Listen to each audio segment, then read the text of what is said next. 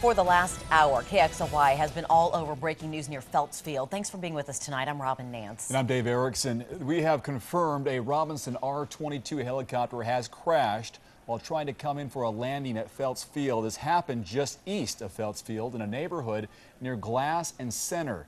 Witnesses who responded to the crash immediately after say the pilot did not survive.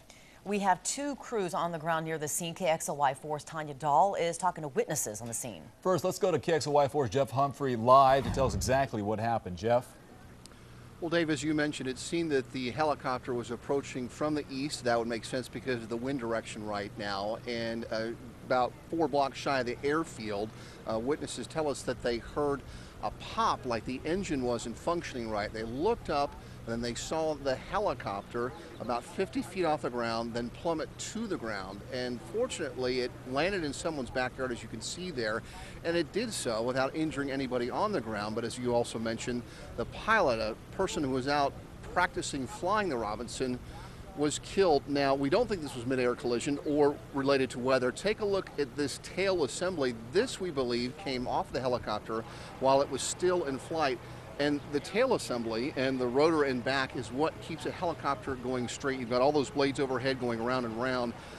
The tail rotor and the assembly actually keeps the helicopter flying in a straight line. And when that separates from the helicopter itself, where the pilot's sitting, it spins like a top. It is extremely difficult to control. Witnesses say that the helicopter came down with its skids facing the ground, but hit the ground so hard that the pilot didn't survive. Here's how one witness described it. I saw the helicopter just turning out of control and then just heard the engine going in and out. And so the folks here in the neighborhood say that this is one of their worst nightmares, living this close to Phelps Field, but we rarely have problems with aircraft dropping out of the sky. It happened today, but fortunately this pilot did not hurt anybody else with him when it appears that his helicopter malfunctioned.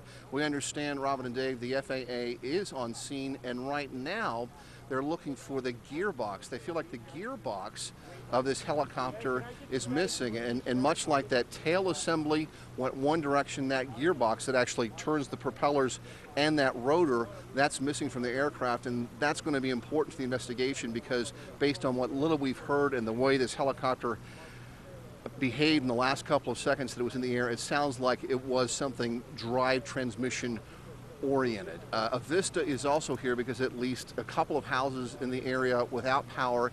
It's not clear to us if that's a coincidence or somehow the helicopter or some of this debris clipped a power line.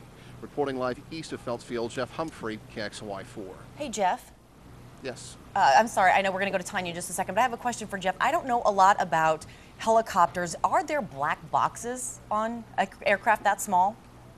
I wouldn't think a civilian helicopter this small would have a black box on them. The larger helicopters that are flown around, this thing is very small. Robyn, I'm sure you've seen this helicopter around Spokane before. It can barely hold 2 people. It's just a really small helicopter. It's a trainer helicopter, and for those reasons, I wouldn't figure that there's a black box available to investigators. Fortunately, there are a lot of good witnesses. Okay, Jeff, thanks so much. We want to go now to KXLY4's Tania Dall live near the command post set up by authorities. Tanya, you spoke with one of the first witnesses on the scene today.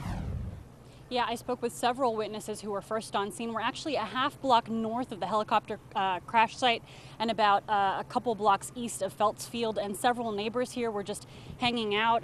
Some were gardening, some were eating dinner in their homes, and then they heard something awry in the sky, including Jake Love. Jake, you were having dinner, and what did you hear? Yeah, I was eating and I looked out. I heard a pop, and so I looked out my back window.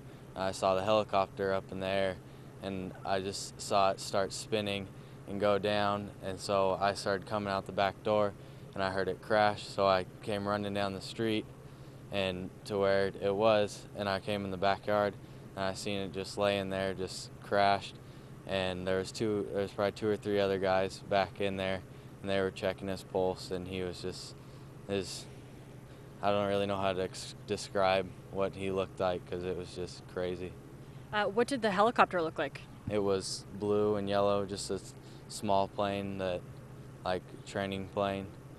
And we heard that some people heard an explosion of some sort. Did you hear an explosion at all? I didn't hear an explosion. I just heard the plane just come down and crash. I didn't hear anything else other than that. Was the pilot conscious? Were people able to talk to him at all? No, he had no pulse, couldn't talk, and he didn't look very well. And you've lived in this neighborhood for quite a couple years, you Yeah, said, my right? whole Planes life. come in and out your entire life. Have you guys ever seen anything like this happen before? Never even close to anything of a plane or helicopter, anything coming down. So when I saw that, I just knew that it was no good. Well, Jake, thank you so much. You know, it did crash in a backyard just about half a block from here. Luckily, it didn't hit any homes, we're being told. And again, the pilot who was in the cockpit, we're hearing that it was a student pilot, and more details, we'll have more details as they become available. Robyn, Dave, back to you. All right, Tanya, thanks so much. Well, here is a look at the R-22 helicopter, considered the most popular and widely used helicopter in the world. This is a similar model as the one involved in today's crash. It's a two-seater, but today only one person was on board. The FAA database shows 10 crashes of Robinson R-22 aircraft since 2007, not including today's crash. Only one of those crashes turned out to be fatal. There doesn't seem to be any common cause of those 10 crashes, though the NTSB did look into concerns about rotor problems on this particular aircraft.